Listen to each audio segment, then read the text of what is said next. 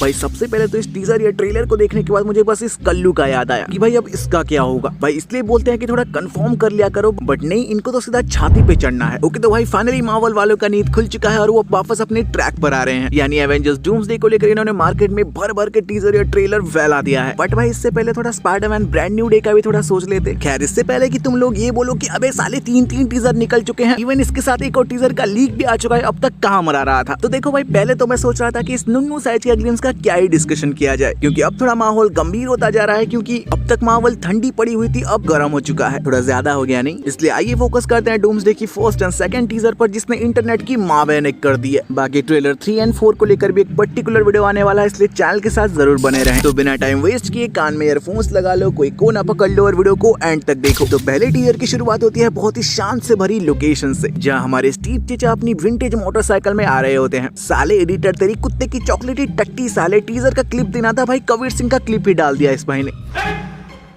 Okay तो वहीं तक जब कैमरा पैन आउट होता है तो हमें वही घर दिखने को मिलता है जो हमें एंड गेम की एंडिंग में दिखने को मिला था, यानी पैगी दीदी का घर। भाई सच बताना, लिटरली मुझे इन दोनों को लेकर एक कंफ्यूजन है कि क्या सच में ये दोनों शादीशुदा हैं। भाई मुझे तो नहीं लगता। आई नो कि आप सोच रहे हो कि ये बंदा ऐसे सवाल क्यों पूछ रहा है। डोंट वरी, अब आगे की सीन देखने के बाद आपके दिमाग में भी ये सवाल आएगा। देन यहाँ पर एंट्री होती है स्टीव रॉजर्स की, लेकिन वो कैप्टन अमेरिका नहीं जिसने थेनोस से लड़ा था, क्योंकि ये एक फैमिली मैन है। लेकिन यहाँ सबसे बड़ी शॉकिंग चीज है कि उसकी गोद में एक बच्चा है। What the hell, he's pregnant? भाई पहले तो मुझे ये बताओ कि ये बच्चा कौन है और यहाँ क्या कर रहा है। ऐसा तो नहीं है कि पैगी दीदी के साथ नाच कर बना दिया है। डोंट वरी, इसका जवाब भी दे देते हैं। तो देखो मित्रों, कॉमिक की ज्ञान के हिसाब से इस बच्चे का नाम है जेम्स रॉजर्स। और थोड़ा दिल थाम के बैठो, क्योंकि इसे सुनने के बाद किसी को भी हार्ट अटैक आ सकता है। तो मार्वल कॉमिक के हिसाब से ये नताशा रोमानॉफ और स्टीव रॉजर्स का बेटा है। अरे देवा, ये गड़बड़ है बाबा।